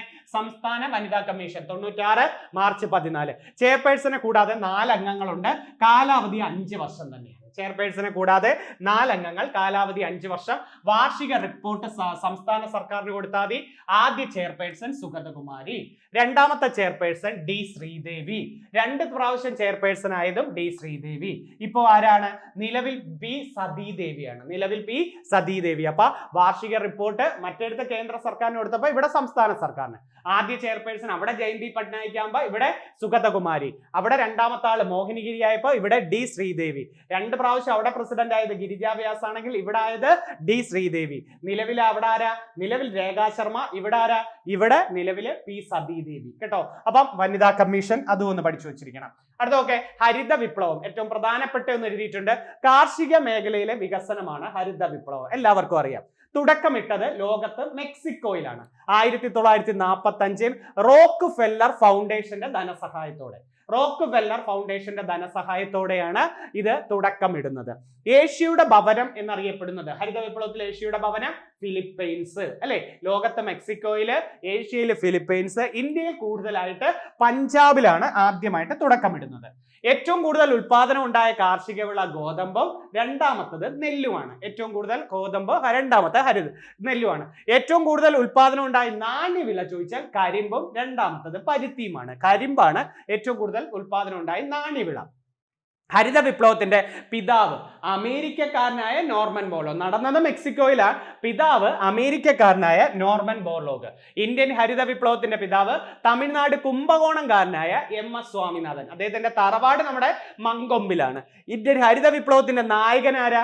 MB സിംഗ്. ഹരിത വിപ്ലവം എന്ന പദം കൊണ്ടുവന്നതാരാ? William Gaud. അപ്പൊ ഹരിത വിപ്ലവത്തിന്റെ നായകൻ MB സിംഗ് ആണ്. ഹരിത വിപ്ലവം എന്ന പദം കൊണ്ടുവന്നതാരാണ്? വില്യം ഗൗഡാണ്. ഇന്ത്യയിൽ ഹരിത വിപ്ലവം നടപ്പിലാക്കുന്നത് സമയത്ത് ഇന്ദിരാഗാന്ധി ഉണ്ടായിരുന്നു. ഇന്ദിരാഗാന്ധിയുടെ ഏറ്റവും പ്രധാന ശ്രമഫലമായിട്ടാണ് ഇത് വരുന്നത്. ഹരിത വിപ്ലവം ഇന്ത്യയിൽ കൊണ്ടുവരുന്ന കേന്ദ്ര കൃഷി മന്ത്രി സി സുബ്രഹ്മണ്യമാണ്. പ്രധാനമന്ത്രി എന്ന് എഴുതണ്ട, ഹരിത വിപ്ലവം നടപ്പിലാക്കുന്ന പ്രധാനമന്ത്രി എന്ന് എഴുതണ്ട, ഇന്ദിരാഗാന്ധിയുടെ പ്രധാന ശ്രമഫലമായിട്ടെന്നാണ് എഴുതേണ്ടത്. ഹരിത വിപ്ലവ കാലത്ത് ഇന്ത്യയിൽ കേന്ദ്ര കൃഷി മന്ത്രി സി സുബ്രഹ്മണ്യമാണ്. 1964-66 ഇന്ത്യയിൽ ഹരിത വിപ്ലവത്തിലെ 1ാം ഘട്ടം ഗോതമ്പ് വിപ്ലവം എന്നറിയപ്പെടുന്നു. അപ്പൊ ഇന്ത്യയിൽ ഹരിത വിപ്ലവം നടപ്പിലാക്കിയ നടപ്പിലാക്കുന്നതിന് കൂടുതൽ പ്രധാന പങ്ക് വഹിച്ചത് ആരാണ്? ഇന്ദിരാഗാന്ധിയാണ്. പക്ഷെ പ്രധാനമന്ത്രി സ്ഥാനമല്ല. ഹരിത വിപ്ലവ ഇന്ത്യയിലെ കേന്ദ്ര കൃഷി മന്ത്രി ആരാ? സി സുബ്രഹ്മണ്യം. 64, 66 ആണ്. ഹരിത വിപ്ലവമൊക്കെ വരുമ്പോൾ പ്രധാനമായിട്ടും ആ ഒരു സമയത്ത് ലാൽ ബഹദൂർ ശാസ്ത്രി, ജവഹർലാൽ നെഹ്റുവിന്റെ കാലഘട്ടമായിരുന്നു. ശ്രമിച്ചത് ഇന്ദിരാഗാന്ധി. അപ്പൊ സി സുബ്രഹ്മണ്യമാണ് കൃഷി മന്ത്രി. ഇത് ഉറപ്പായിട്ട് പഠിച്ചു വെച്ചേരെ. സി സുബ്രഹ്മണ്യമാണ് കൃഷി മന്ത്രി എന്ന് പറയുന്നത്. 64, 66 ആണ്. ഇന്ത്യയിൽ ഹരിത വിപ്ലവത്തിന് ഒന്നാം ഘട്ടത്തെ ഗോതമ്പ് വിപ്ലവം എന്ന് വിളിക്കുന്നു. നല്ലൊരു പോയിന്റ്. ഒന്നാം ഘട്ടമാണ് ഗോതമ്പ് വിപ്ലവം, അല്ലെ? ഗോതമ്പാണല്ലോ ഏറ്റവും കൂടുതൽ. ഹരിത വിപ്ലവത്തിലൂടെ ഇന്ത്യയിൽ വികസിപ്പിച്ചെടുത്ത പ്രധാന ഗോതമ്പിനം കല്യാൺ സോന, സോണാലിക. കല്യാൺ സോന ഏറ്റവും കൂടുതൽ വന്നത് കല്യാൺ സോനയും സോണാലികയാണ്. മൂന്നാം പഞ്ചവത്സര പദ്ധതി കാലത്താണ് ഇന്ത്യയിൽ ഹരിത വിപ്ലവത്തിന് തുടക്കം കുറിക്കുന്നത്. ശരിയാണ്. 64 കാലഘട്ടമൊക്കെ മൂന്നാം പഞ്ചവത്സര പദ്ധതി. MS സ്വാമിനാഥൻ വികസിപ്പിച്ചെടുത്ത ഗോതമ്പിനം സർബതി സോണോറ. സർബതി സോണോറ. അപ്പൊ കല്യാൺ സോനയും സോണാലികയും ഹരിത വിപ്ലവത്തിലൂടെ വന്ന ഗോതമ്പിനം MS സ്വാമിനാഥന്റെ എടുത്തു ചോദിച്ച സർബതി സോണോറ. ഹരിത വിപ്ലവത്തിന്റെ രണ്ടാം ഘട്ടം എന്ന് വിളിക്കുന്നത് 65 മുതൽ 75 വരെ ഒന്നാം ഘട്ടം എന്നും, 65 മുതൽ 75 വരെയാണ് ഒന്നാം ഘട്ടം. ഹരിത വിപ്ലവത്തിന്റെ രണ്ടാം ഘട്ടം 1975 to 85 ആണ് കേട്ടോ. ഇത് പ്രധാനമായിട്ടും പഞ്ചാബ്, ഹരിയാന, ആന്ധ്രാപ്രദേശ്, തമിഴ്നാട് എന്നീ സംസ്ഥാനങ്ങളിൽ മാത്രമാണ് ഒന്നാം ഘട്ടം നിന്നത്. ഹരിത വിപ്ലവത്തിന് 2 ഘട്ടമാണുള്ളത്. 2 ഘട്ടത്തിൽ ഒന്നാം ഘട്ടം 65 മുതൽ 75 വരെയാണ്. ഇത് ഒന്നാം ഘട്ടം പഞ്ചാബ്, ഹരിയാന, ആന്ധ്രാപ്രദേശ്, തമിഴ്നാടാണ്. ഈ ഘട്ടത്തെ ഗോതമ്പ് വിപ്ലവം എന്ന് വിളിക്കുന്നു. രണ്ടാം ഘട്ടം കണ്ടോ, 75 മുതൽ 85 വരെയാണ്. ഇത് എല്ലാ സംസ്ഥാനങ്ങളിലും കൂടുതലായിട്ട് വ്യാപിച്ച ഘട്ടം. പ്രധാനമായിട്ടും ശരിയായ ജലസേചനം, വളപ്രയോഗം, കീടനാശിനികളുടെ ഉപയോഗം എന്നിവയോടൊപ്പം അത്യുൽപാദന ശേഷിയുള്ള വിത്തിനങ്ങൾ ഉപയോഗിച്ച് ഭക്ഷ്യധാന്യങ്ങളുടെ ഉൽപാദനം വൻതോതിൽ വർദ്ധിപ്പിക്കുന്നതിനെയാണ് ഹരിത വിപ്ലവം എന്നുകൊണ്ട് ഉദ്ദേശിക്കുന്നത്. ഹരിത വിപ്ലവത്തിന്റെ പ്രധാന പ്രത്യേകത അത്യുൽപാദന ശേഷിയുള്ള വിത്തിനങ്ങളുടെ ഉപയോഗം, രാസവളങ്ങളുടെയും കീടനാശിനികളുടെയും ഉപയോഗം, ട്രാക്ടർ, പവർ ടില്ലറുകൾ, പമ്പ് സെറ്റുകൾ മുതലായവയുടെ ഉപയോഗങ്ങൾ കൂടുതൽ വന്നു. മെച്ചപ്പെട്ട വർദ്ധിച്ച ജലസേചന സൗകര്യങ്ങൾ കൊണ്ടുവന്നു. കുറഞ്ഞ പലിശ നിരക്കിൽ കർഷകർക്ക് വായ്പ നൽകി. ഇതൊക്കെ ഹരിത വിപ്ലവത്തിന്റെ നേട്ടങ്ങളായിട്ട് ഉൾപ്പെടുത്താം. ഹരിത വിപ്ലവത്തിലെ നേട്ടങ്ങളിൽ ഭക്ഷ്യധാന്യങ്ങളുടെ ഉൽപാദനം വർദ്ധിക്കുകയും സ്വയം പര്യാപ്തം നേടുകയും ചെയ്തു. നല്ലൊരു പോയിന്റ്. അടുത്ത നോക്കേ, ഇറക്കുമതിയിലും ഭക്ഷ്യസഹായത്തിനുള്ള ആശ്രയത്വം കുറഞ്ഞു. കർഷകരുടെ വരുമാനം വർദ്ധിച്ചു. ഭക്ഷ്യധാന്യങ്ങളുടെ വില കുറഞ്ഞു. താഴ്ന്ന വരുമാനക്കാരായ വിഭാഗക്കാർക്ക് പ്രയോജനം ചെയ്തു. ഭക്ഷ്യ ദൗർലഭ്യം നേരിടാൻ ഉപയോഗിക്കാനായി കരുതലായിട്ട് കൊണ്ടുവന്നു. അവിടെ ഇറക്കുമതിയിലും ഭക്ഷ്യസഹായത്തിലുള്ള ആശ്രയത്വം കുറഞ്ഞു. കർഷകരുടെ വരുമാനം വർദ്ധിച്ചു. ഭക്ഷ്യധാന്യങ്ങളുടെ വില കുറഞ്ഞു. താഴ്ന്ന വരുമാനക്കാരായ വിഭാഗക്കാർക്ക് അത് പ്രയോജനം ചെയ്യുകയും ചെയ്തു. ഭക്ഷ്യ ദൗർലഭ്യം നേരിടാനായിട്ട് എന്ത് ചെയ്തു? കരുതൽ ശേഖരം സൃഷ്ടിക്കാൻ ഗവൺമെന്റിന് കഴിഞ്ഞു. നേട്ടങ്ങളാണ്. ഹരിത വിപ്ലവത്തിന്റെ ദോഷങ്ങൾ ചെറുകിട കർഷകരെയും വൻകിട കർഷകരും തമ്മിലുള്ള അന്തരം വർദ്ധിച്ചു. ശരി, വൻകിട കർഷകർ കൂടി വന്നപ്പോൾ ഇവർ താന്നു തുടങ്ങി. പുതിയ സാങ്കേതിക വിദ്യയുടെ ചെലവ് ചെറുകിട കർഷകർക്ക് ചെലവ് വയ്ക്കാനുള്ള കഴിവ് ചെറുകിട കർഷകർക്ക് കഴിഞ്ഞില്ല. പുതിയ സാങ്കേതിക വിദ്യയൊക്കെ വലിയ എമൗണ്ടിലാണ്. അപ്പൊ അത് ചെറുകിട കർഷകരെ പ്രധാനമായും ബാധിച്ചു. അത്യുൽപാദന ഗുണമേന്മയുള്ള വിളകൾക്ക് കൂടുതൽ കീടാക്രമണ സാധ്യത ഉണ്ടായി. ജലസേചന സൗകര്യങ്ങളെ അമിതമായി ആശ്രയിച്ചത് ഭൂഗർഭ ജലത്തിന്റെ അളവ് ഗണ്യമായ തോതിൽ കുറയാനും തോന്നി. ഇതാണ് കൂടുതലായി ജലസേചന സൗകര്യങ്ങളെ ആശ്രയിക്കാൻ വന്നപ്പോൾ നമ്മുടെ ഭൂഗർഭ ജലത്തിന്റെ അളവ് ഗണ്യമായി തോതിൽ കുറയാൻ തുടങ്ങി. ഇതൊക്കെയാണ് കോട്ടങ്ങൾ എന്ന് പറയുന്നത്. ഓർക്കുക, രാസവളങ്ങളുടെയും കീടനാശിനികളുടെയും അമിത ഉപയോഗം മണ്ണിന്റെ സ്വാഭാവിക ഫലഭൂഷ്ഠത ദോഷകരമായി ബാധിച്ചു. ഇതൊക്കെയാണ് പിന്നീട് വന്ന ദോഷങ്ങളും നേട്ടങ്ങളും ഒന്ന് പഠിച്ചു വെച്ചിരിക്കണേ. അതൊന്ന് പഠിച്ചു വെച്ചിരിക്കുക. അടുത്ത നോക്കെ, pH മൂല്യം. ജലത്തിൻ്റെത് 7, രക്തം 7.7. pH മൂല്യത്തിൻ്റെത് ജലമാകുമ്പോൾ 7, രക്തത്തിൻ്റെത് 7.4. കടൽ ജലം 7.5നും 8.4നും ഇടയ്ക്ക. 7.5നും 8.4നും. അപ്പക്കാരം 8, 9. Tooth paste 8.7. 8 മുതൽ 9 വരെ അപ്പക്കാരം. Tooth paste 8.7. ചുണ്ണാമ്പ് വെള്ളം 10.5. ഉമ്മനീര് 6. അപ്പം 8.9 അപ്പക്കാരം, ടൂത്ത് പേസ്റ്റ് 8.7, ചുണ്ണാമ്പ് വെള്ളം 10.5. ഉമിനീര്, നല്ലൊരു ചോദ്യം ഇത് ചോദിച്ചിട്ടുണ്ട്. ഉമിനീരിന്റെ pH മൂല്യം 6.2 മുതൽ 7.6 വരെ. പാല് 6.5. മൂത്രം 6 ആണ് pH മൂല്യം. ചായ 5.5, കാപ്പി 5, ആസിഡ് മഴ 4നും 5.5നും ഇടയ്ക്ക്, വിനാഗിരി 4.2, നാരങ്ങ വെള്ളം 2.4. നാരങ്ങ വെള്ളം 2.4. അപ്പം pH മൂല്യങ്ങൾ ജലത്തിൻ്റെത് 7, രക്തത്തിൻ്റെത് 7.4, കടൽ ജലം 7.5നും 8.4നും ഇടയ്ക്ക്, അപ്പക്കാരം 8നും 9നും ഇടയ്ക്ക്, ടൂത്ത് പേസ്റ്റ് 8.7, ചുണ്ണാമ്പ് വെള്ളം 10.5, ഉമിനീര് 6.2നും 7.6നും ഇടയ്ക്ക്, പാൽ 6.5, മൂത്രമാണെങ്കിൽ 6, ചായയാണെങ്കിൽ 5.5, കാപ്പിയാണെങ്കിൽ 5, ആസിഡ് മഴയാണെങ്കിൽ 4നും 5.5നും ഇടയ്ക്ക്, വിനാഗിരി 4.2, നാരങ്ങ വെള്ളം 2.4 ആണ്. അടുത്ത കാറ്റുകൾ തോനെ എഴുതിയിട്ടില്ല. ഏറ്റവും മെയിൻ ചോദിച്ച ചോദ്യങ്ങൾ. കാറ്റുകളെ കുറിച്ചുള്ള പഠനം അനിമോളജി അല്ലെ? കാറ്റിനെ കുറിച്ചുള്ള പഠനം അനിമോളജി. കാറ്റിന്റെ വേഗത അളക്കുന്ന ഉപകരണം അനിമോമീറ്റർ. അപ്പൊ കാറ്റുകളെ കുറിച്ചുള്ള പഠനം അനിമോളജി, കാറ്റിന്റെ വേഗത അളക്കുന്ന ഉപകരണം അനിമോമീറ്റർ, കാറ്റിന്റെ തീവ്രത അളക്കുന്നത് ബൂഫോർട്ട് സ്കെയിൽ. കാറ്റിന്റെ തീവ്രത അളക്കുന്ന സ്കെയിൽ ഏതാ? ബൂഫോർട്ട് സ്കെയിൽ. കാറ്റിന്റെ ദിശയുമായി ബന്ധപ്പെട്ട നിയമമാണ് ഫെറൽ നിയമം. ഫെറൽ നിയമം എന്തുമായി ബന്ധപ്പെടുന്നു? കാറ്റിന്റെ ദിശയുമായി ബന്ധപ്പെട്ടത് ഫെറൽ നിയമം. കാറ്റിന്റെ ദിശയെ സ്വാധീനിക്കുന്ന മറ്റൊരെണ്ണമാണ് കോറിയോലിസിസ് ബലം. അപ്പൊ ഫെറൽ നിയമവും കോറിയോലിസിസ് ബലവും കാറ്റിന്റെ ദിശയാണ്. ഒരേ വേഗത്തിൽ കാറ്റ് വീശുന്ന സ്ഥലങ്ങളെ തമ്മിൽ യോജിപ്പിച്ച് വരയ്ക്കുന്ന രേഖ ഐസോടാക്കുകൾ. ദക്ഷിണാർദ്ധഗോളത്തിൽ 35 ഡിഗ്രിക്കും 45 ഡിഗ്രിക്കും ഇടയിൽ വീശുന്ന കാറ്റുകൾ ഏത്? അലറുന്ന 40കൾ. അലറുന്ന റോറിംഗ് 40s. ഇംഗ്ലീഷ് ആയിരിക്കും കൂടുതലും ചോദിക്കുന്നത്. ദക്ഷിണാർദ്ധഗോളത്തിൽ 35 ഡിഗ്രിക്കും 45 ഡിഗ്രിക്കും ഇടയിൽ വീശുന്ന കാറ്റ് ഏതാണ്? Roaring 40s. ദക്ഷിണാർദ്ധഗോളത്തിൽ 45 ഡിഗ്രിക്കും 55 ഡിഗ്രിക്കും ഇടയിൽ വീശുന്ന കാറ്റ് ഏതാണ്? അത് ഫ്യൂരിയസ് 50s. കണ്ടോ? ആർത്തലയ്ക്കുന്ന 50കൾ, ഫ്യൂരിയസ് 50s. ഇനി ദക്ഷിണാർദ്ധഗോളത്തിൽ 55 ഡിഗ്രിക്കും 65 ഡിഗ്രിക്കും ഇടയിൽ വീശുന്നത് അലമുറയിടുന്ന 60കൾ, സ്ക്രീമിംഗ് 60s അല്ലെ? Roaring 40s, furious 50s, screaming 60s. കിട്ടുമല്ലോ? 35-45 ആകുമ്പോൾ റോറിംഗ് 40s, 45-55 ആകുമ്പോൾ ഏതാണ്? ഫ്യൂരിയസ് 50s, 55-65 ആകുമ്പോൾ സ്ക്രീമിംഗ് 60s. ഓർത്തു വെച്ചിരിക്കണേ, LDക്ക് ചോദിക്കുന്നതാ. മൺസൂൺ കാറ്റിന്റെ ഗതി കണ്ടുപിടിച്ചത് നാവികനാരാണ്? ഹിപ്പാലസ് ആണ്. തെക്ക് പടിഞ്ഞാറൻ മൺസൂൺ എന്ന് പറയുന്നത് ജൂൺ മുതൽ സെപ്റ്റംബർ വരെയല്ലേ? വടക്ക് കിഴക്കൻ മൺസൂണോ? തെക്ക് പടിഞ്ഞാറൻ മൺസൂൺ ജൂൺ മുതൽ സെപ്റ്റംബർ വരെയാണെങ്കിൽ വടക്ക് കിഴക്കൻ മൺസൂൺ ഒക്ടോബർ നവംബർ ആണ്. തെക്ക് പടിഞ്ഞാറൻ മൺസൂണിന്റെ മറ്റൊരു പേര് പറഞ്ഞേ ഇടവപ്പാതി. വടക്ക് കിഴക്കൻ മൺസൂണിന്റെ മറ്റൊരു പേര് പറഞ്ഞേ തുലാവർഷം. തെക്ക് പടിഞ്ഞാറൻ മൺസൂൺ ഇടവപ്പാതി, വടക്ക് കിഴക്കൻ മൺസൂൺ തുലാവർഷം. ഇന്ത്യയിൽ ഏറ്റവും കൂടുതൽ മഴ ഏതാ? തെക്ക് പടിഞ്ഞാറൻ മൺസൂൺ. വടക്കൻ അമേരിക്കയിലെ റോക്കി പർവ്വതത്തിന്റെ കിഴക്കൻ ചെരുവിലൂടെ വീശുന്ന കാറ്റ് ചിനൂക്ക്. Very very important. വടക്കൻ അമേരിക്കയിലെ റോക്കി പർവ്വതത്തിന്റെ കിഴക്കൻ ചെരുവിലൂടെ വീശുന്ന കാറ്റ് ഏതാ? ചിനൂക്ക്. മഞ്ഞു തിന്നുന്നവൻ എന്നറിയപ്പെടുന്ന കാറ്റും ഏതാ? ചിനൂക്ക്. അപ്പം വടക്കൻ ഇതുണ്ട റോക്കി പർവ്വത നിര മറന്നു പോരുതേ. അപ്പം ചിനൂക്കാണ്. മഞ്ഞു തിന്നുന്നവൻ ചിനൂക്കാണ്. അടുത്ത നോക്കേ, തണുത്ത മഴയ്ക്ക് കാരണമാവുന്ന കാറ്റും ചിനൂക്കാണ്. ഇത് കണ്ടോ? അടുത്തത് ആൽസ് പർവ്വത നിരയുടെ വടക്കൻ ചെരുവിലൂടെ വീശുന്ന കാറ്റ് ഫൊന്നാണ്. ഫൊൻ എന്നാണ്. യൂറോപ്യൻ ചിനൂക്ക് എന്ന് വിളിക്കുന്നതും ഫൊന്നിനെയാണ്. ആൽസ് പർവ്വതത്തിന്റെ വടക്കൻ ചെരുവിലൂടെ വീശുന്ന കാറ്റ് ഏതാ? ഫൊന്ന്. യൂറോപ്യൻ ചിനൂക്ക് ഫൊന്നാണ്. മുന്തിരി കുലകൾ പാകമാകാൻ സഹായിക്കുന്ന കാറ്റും ഫൊന്നാണ്. മുന്തിരി കുലകൾ ഭാഗമാകാൻ സഹായിക്കുന്ന കാറ്റ് ഏതാണ്? ഫൊന്ന്. ചെളി തിന്നുന്നവൻ എന്നറിയപ്പെടുന്ന കാറ്റ് മിസ്ട്രൽ. ചെളി തിന്നുന്നവൻ മിസ്ട്രൽ. സസ്യങ്ങൾക്ക് ഏറ്റവും ദോഷകരമായി ബാധിക്കുന്നതും മിസ്ട്രൽ ആണ് കേട്ടോ. മഞ്ഞ് തിന്നുന്നവൻ ഏതാണ്? ചിനൂക്ക്. യൂറോപ്യൻ ചിനൂക്ക് ഏതാ? ഫൊന്ന്. മുന്തിരി കുലകൾ ഭാഗമാകാൻ ഏതാ? പൊന്ന്. കണ്ണു ഫൊന്ന്.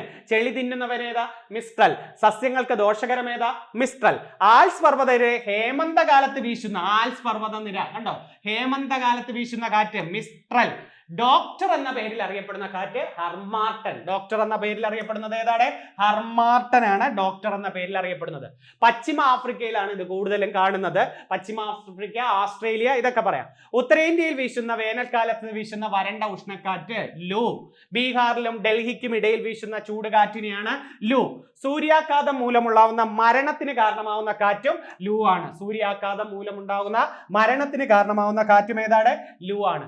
ബീഹാർ, പശ്ചിമ പശ്ചിമ ബംഗാൾ, ആസാം എന്നിവിടങ്ങളിലെ വേനൽക്കാലത്ത് ഇടിയോടുകൂടിയ മഴയാണ് നോർവെസ്റ്റർ അഥവാ കാൽവൈശാഖി. ബീഹാർ, പശ്ചിമ ബംഗാൾ, ആസാം എന്നിവിടങ്ങളിലെ വേനൽക്കാലത്ത് വീശുന്ന ഇടിയോടുകൂടിയ മഴ നോർവെസ്റ്റർ അഥവാ കാൽവൈശാഖി. വൈശാഖ മാസത്തിലെ അത്യാഹിതം എന്ന് വിളിക്കുന്നത് നോർവെസ്റ്ററെയാണ്. വൈശാഖ മാസത്തിലെ അത്യാഹിതം. കർണാടകയിലെ കാപ്പിത്തോട്ടങ്ങൾക്ക് ആവശ്യമായ കാറ്റ് ചെറി ബ്ലോസം. കർണാടകയിലെ കാപ്പിത്തോട്ടങ്ങൾക്ക് ആവശ്യമായ കാറ്റ് ചെറി ബ്ലോസം. കേരള, കർണാടക തീരങ്ങളിൽ വേനൽക്കാലത്ത് ഇടിയോടുകൂടിയ മഴ മാംഗോ ഷവർ. കേരള, കർണാടക തീരങ്ങളിൽ വേനൽക്കാലത്തെ ഇടിയോടുകൂടിയ മഴ ഏതാണ്? Mango shower. Mango shower. അത് എത്രയുമാണ് കാറ്റുകൾ എന്ന് പറയുന്നത്. ഒത്തിരി ഉണ്ട്. 10 ടോപ്പിക് ആയിട്ട് അങ്ങ് ബോറായി കാണും അല്ലേ? ഒത്തിരി അങ്ങ് പറഞ്ഞപ്പോഴത്തേക്ക് 5 ആയിരുന്നെങ്കിൽ സേഫ് ആയിട്ട് പറയാം. എനിക്കും അതാ പേടി. ഒത്തിരി മണിക്കൂർ എടുത്താലും നിങ്ങളുടെ MB ഒക്കെ തീർന്നു പോയാൽ അവസാനം നിങ്ങൾ ഇതെല്ലാം കൂടെ തരുമോ? പിന്നെ ഞാൻ വിചാരിക്കുന്നത് നേരത്തെ തന്നാലേ നിങ്ങൾക്ക് പഠിച്ച് റിവിഷൻ ആവുമല്ലോ. അല്ലാതെ ഞാൻ 5 തന്ന അവസാനം പരീക്ഷയുടെ തലേന്ന് വരെ കൊണ്ടിടുമ്പോൾ നിങ്ങൾ അവസാനം എന്നെ ചീത്ത വിളിച്ചാലോ എന്ന് പേടിച്ചാണ് ഇച്ചിരി സ്പീഡിൽ പോയത്. അതിലൊന്നും വിഷമിക്കരുത്. കാരണം ഒരു ഇമ്പോർട്ടന്റ് നേരത്തെ തന്നാൽ നിങ്ങളങ്ങ് പഠിച്ചോളൂല്ലോ. കുത്തിയിരുത്തി പഠിപ്പിക്കാൻ 5ാം ക്ലാസ്സും 10ാം ക്ലാസ്സും ഒന്നും അല്ലല്ലേ. അതുകൊണ്ട് പോയിരുന്ന് അങ്ങ് പഠിക്കുക. നല്ല ടോപ്പിക്കാണ് ഇന്ന് 10ഉം തന്നത്. അപ്പോൾ നല്ല കുറെ ടോപ്പിക്ക് നമ്മൾ കഴിഞ്ഞു. തീർച്ചയായിട്ടും അടുത്ത കുറെ നല്ലൊരു ടോപ്പിക്കുമായിട്ട് നാളെ തന്നെ കാണാം. നന്ദി, നമസ്കാരം.